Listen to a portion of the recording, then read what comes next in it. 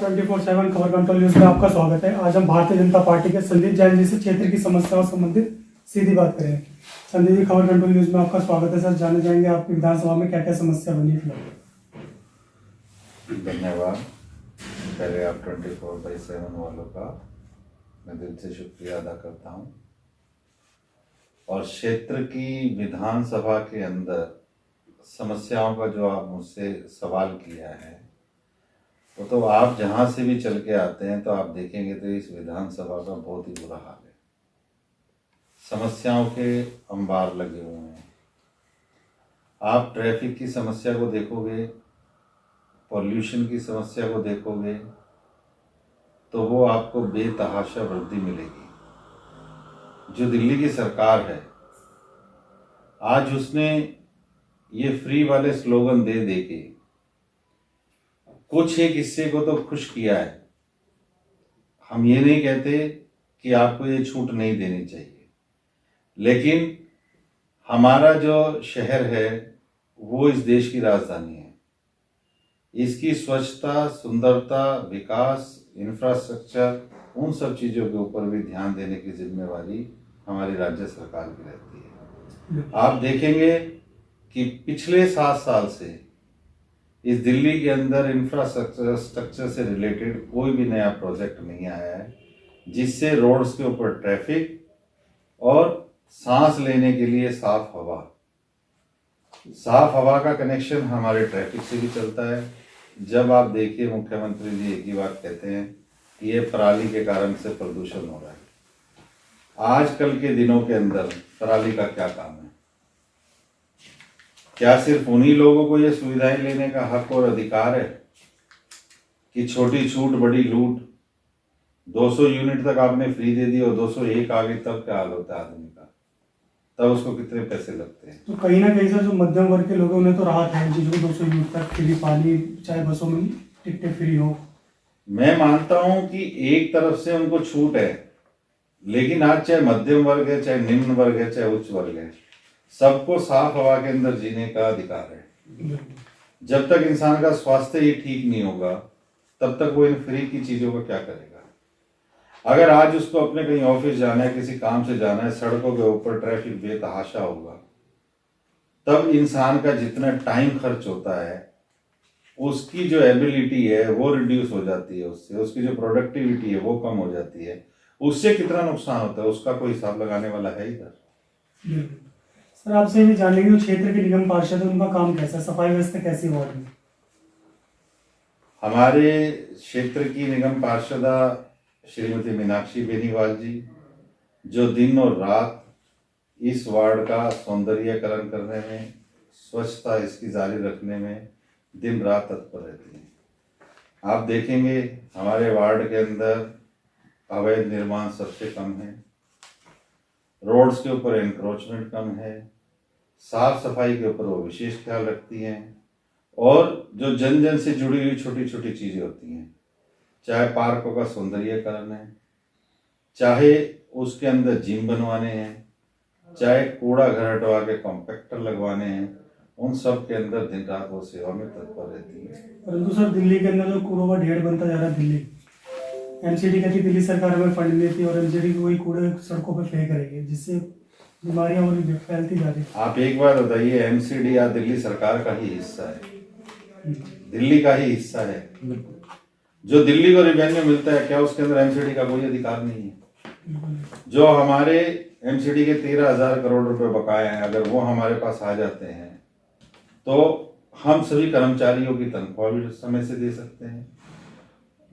तनख्वाह अगर समय से मिलेगी तो सफाई अपने आप हो जाएगी। तो सर, दिल्ली सरकार और एमसीडी के आपस की लड़ाई चक्कर जनता पिस रही है, तो इस चीज के अंदर तो जो देने वाला है उसको चिंता करनी चाहिए ना। आज एमसीडी वाला तो कोई अपने घर से पैसे लाके नहीं लगाएगा ना। दिल्ली सरकार को तो जो लोगों ने पैसा दे दे के उसके खजाने को भरा है, तो उसी खजाने में से तो जो हमारा वैलिड हिस्सा है वही तो मांग रहे हैं ना। तो क्या लगता है दिल्ली सरकार देगी आप लोगों को फंड?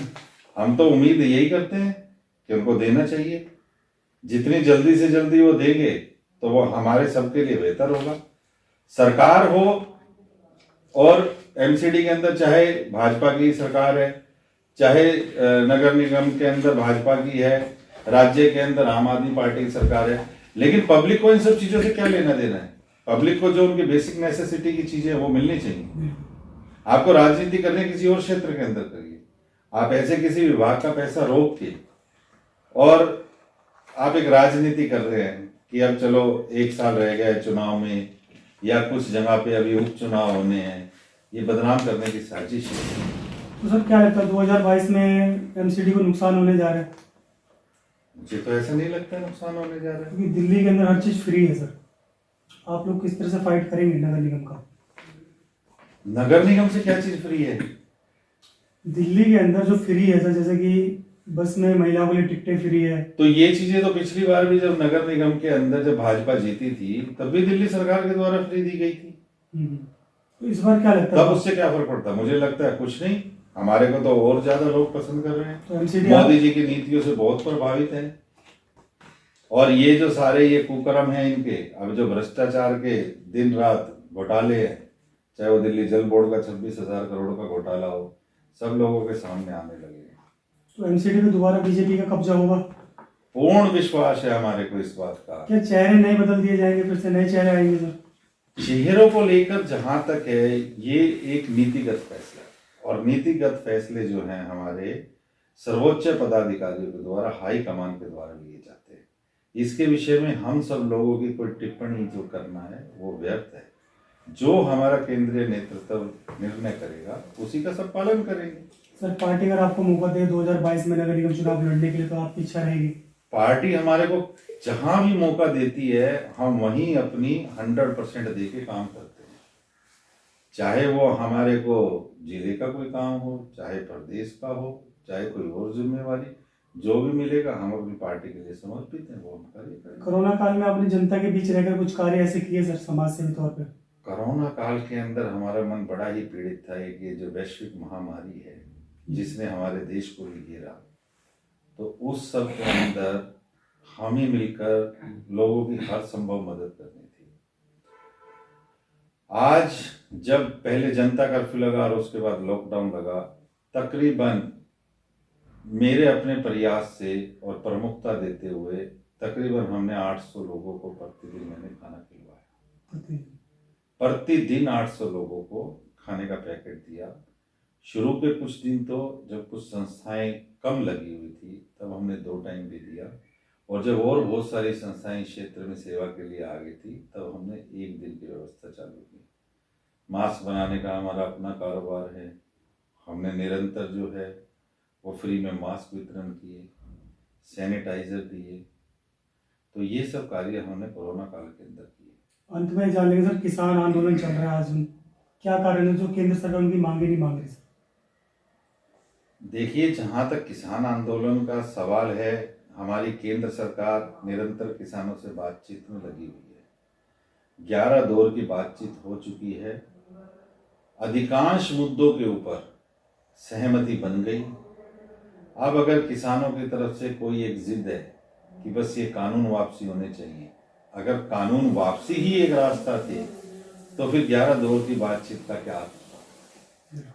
और बिंदुवार तरीके से जो बात की गई, अगर उसके अंदर से 80% मुद्दों के ऊपर सहमति बनी, अगर कानूनी वापसी लेना था तो फिर सहमति का क्या तात्पर्य रह जाता है? तो उसके ऊपर हमारी सरकार आज भी किसानों से बातचीत के लिए प्रयासरत है, और हम आशा करते हैं कि शीघ्र अतिशीघ्र इसका कोई ना कोई रास्ता निकल जाएगा। मगर मैं इसके अंदर एक बात कहना चाहता हूं कि आज जो दिल्ली की सरकार है, जो किसानों को प्रत्यक्ष रूप से इतना आगे बढ़ चढ़कर उसको प्रोत्साहन देती रहती है, प्रोत्साहन देना कोई गलत नहीं है, लेकिन इस राज्य के प्रति उनकी क्या जिम्मेवारी है? आज दिल्ली के लोगों को जो परेशानी हो रही है, दिल्ली के लोगों के कारण ये जो रास्ता जाम होने से, या जो 26 जनवरी का जो हुड़दंग हुआ, उससे यहाँ पे जो एक डर का माहौल क्रिएट हुआ, क्या आम आदमी पार्टी की सरकार की जिम्मेवारी दिल्ली के प्रति नहीं है? दिल्ली के लोगों के प्रति नहीं है? वो अपनी पंजाब की राजनीति करने के लिए दिल्ली के लोगों को परेशानी में डाल रहे हैं। कहीं ना कहीं लगता है सर किसान आंदोलन ठीक नहीं है। किसान आंदोलन एक अलग चीज है, वो बड़े शांति प्रिय ढंग से करते हैं, लेकिन आप देखिए उनके अंदर कुछ असामाजिक तत्व भी घुसे हुए हैं और पीछे से उनको जो सपोर्ट की जा रही है तो वो राजनीतिक द्वेष के कारण की जा रही है। कहीं ना कहीं राजनीति चमकाने की कोशिश की जा रही है। राजनीतिक द्वेष है, बिल्कुल आपने सही कहा है। और इस तरह से भोले भाले किसानों को बरगलाना नहीं चाहिए, उनको गुमराह नहीं करना चाहिए।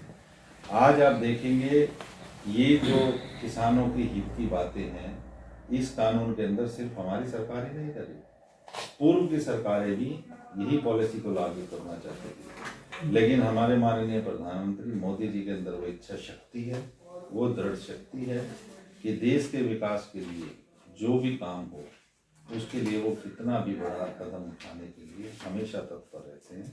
ये देश हित में है कानून।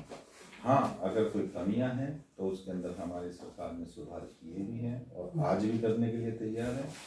किसान हमारे जीवन का अभिन्न अंग है, हमारे साथी हैं, हमारे लिए सम्माननीय हैं, तो उनकी कोई भी ऐसी समस्या होगी उसका समाधान किया जाएगा। लेकिन किसी भी सूरत में ये विदेशी ताकतें जो इनके कंधे पर बंदूक रख के हमारे देश को कमजोर करना चाहती है, वो हम सफल नहीं होने देंगे। बहुत बहुत धन्यवाद सर आपका। Thank you.